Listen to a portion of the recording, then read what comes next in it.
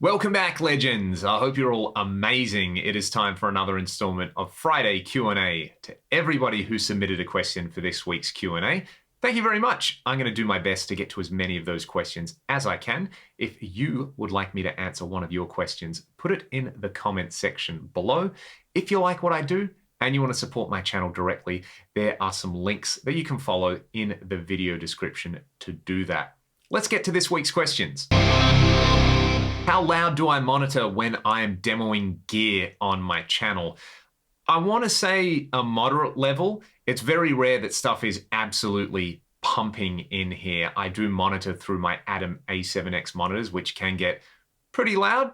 Decent amount of volume out of those things. If I'm doing a video on something like an FR speaker like I did over on the G66 YouTube channel recently, then I really will push the volume. But I spend a lot of time in this room every single day with my monitors on, so I try my best not to push them all the time. But having said that, I probably should get a dB meter in here and actually check and, maybe actually confirm that I'm not monitoring at insane volumes. If I do get something that I like, I'm going to turn the monitors up, and that's why you'll often see quite a bit of stank face when I'm demoing certain things that I'm really, really into. Steve Vai, Teeth of the Hydra. I've watched that video. You've watched that video. We can all agree that it's pretty incredible. I was actually talking to a friend of mine recently where we were discussing that it's amazing that Steve has essentially been able to create viral content for nearly 40 years. The early 80s, people were freaking out about Steve Vai's guitar playing, and it is the early 2020s, and people are still freaking out about Steve Vai's guitar playing. I think it's really, really easy to forget just how phenomenal Steve is, because it feels like we've had Steve Vai forever, but the reality is we're not going to have Steve Vai forever. Think about the last 2 years during the pandemic. You've got Teeth of the Hydra. You've had Knapsack, which performed with one hand while he's recovering from hand surgery and shoulder surgery. It's just amazing. And, I'm just so fortunate, like the rest of us, to exist at the same time that people like Steve Vai exist. And that track and that video, I think, is probably going to go down as an all-time classic for guitar players. The Steve Lukather Star Licks video, I have checked that out. I actually did a video earlier in the week breaking down a lick that Steve also breaks down in that video, which you can check out on the channel. There's so much good stuff in there. I think the delivery method initially put me off, where he's just pumping out the licks. It's not something like Intense Rock by Paul Gilbert, where you can see Paul has gone all in to make that a really enjoyable lesson experience.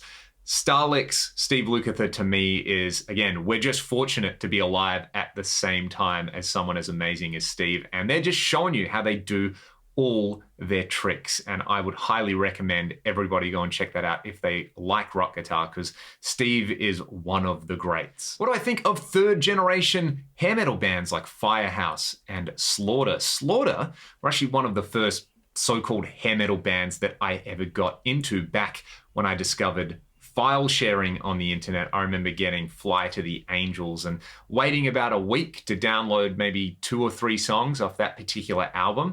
And yeah, big fan of Slaughter. It took me a long time to even know that Firehouse were a thing. And then when I heard Firehouse, I really, really liked it. And Firehouse are currently probably one of my favorite bands from that whole genre.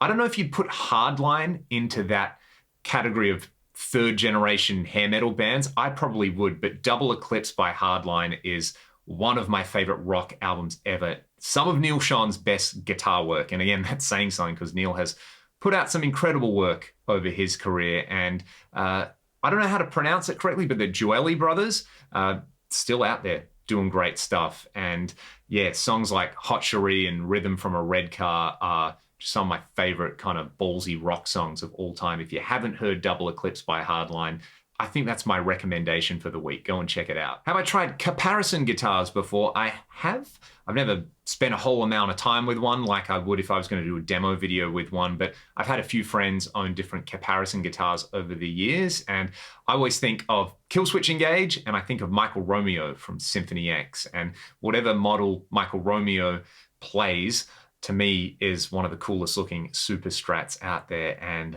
boy, can Michael Romeo play that super strat. The Chase Bliss Habit is definitely a pedal I would like to check out that I haven't had a chance to just yet. If you haven't already, look up this pedal on YouTube. There are some fantastic demos out there. So you basically have like a 3-minute constantly recording loop and then the usual Chase Bliss stuff in there to mangle it. I've wanted to try, I think it's the Mood, or is it the Blooper? One of those two pedals. I've seen some really, really interesting videos on that for kind of looping stuff and just weird guitar noises, and it seems like the Habit fits into that one. If you've got one or you've had a chance to check one out, let me know about it in the comment section below, because like I said, I would like to check one out. I might even just go out and either buy one of those or buy something like a Mood or a Blooper and do some videos with it if people would like to hear that. What's my hair routine? It's not that involved, to be honest. I wash my hair on average once a week. I do the double conditioner thing, and I just try to eat well. Something that I picked up from Ryan Rafferty, the singer and bass player in Ragdoll, who I've spent a lot of time with on the road over the years, is that, you know, making sure you eat the right stuff in general, just for your body, as somebody who has to live and breathe and exist on planet Earth, is a big part of it. And obviously, my hair looking the way it does, I didn't really have a massive say in that, because my hair just kind of looks like my dad's hair, and he's in his mid-60s, still has long hair, and it is mostly all there. So I'm very, very fortunate in that regard. My favorite players of Hamer guitars, quite a few people came to mind. Steve Stevens had the signature Hamer, and I love Steve Stevens's playing. Jeff Watson, I love the Jeff Watson Hamer signature model that came out. I would love to find one of those one day. Obviously, you've got guys like Rick Nielsen from Cheap Trick with the 5-neck Hamer, the infinitely memeable guitar. But for me, there was such an important band in just my musical development and a massive part of the reason I love hard rock and heavy metal. Glenn Tipton from Judas Priest is my favorite Hamer guitars player, and that custom Hamer that Glenn played for such a long time, to me it's a shame that it never became a production model, because it is such a cool take on the metal guitar with a wild shape thing. The most surprising covers we've ever been asked to play, or that we ever have played. A few come to mind. We once did a corporate gig where we did a whole set of Beach Boys songs. That was actually super awesome to learn. We ended up having to do the gig with tracks because there's only 3 of us, and there's so many different instruments on those Beach Boys songs. Another one which would come to mind is we've done 9 to 5 by Dolly Parton. We've done Man, I Feel Like a Woman by Shania Twain, and those songs absolutely go off.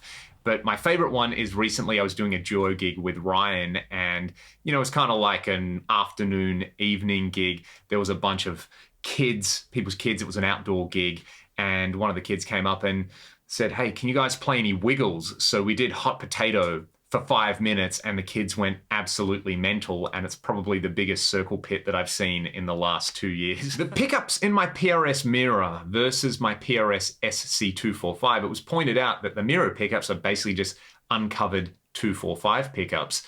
How does that guitar compare to my single cut? I think pretty good.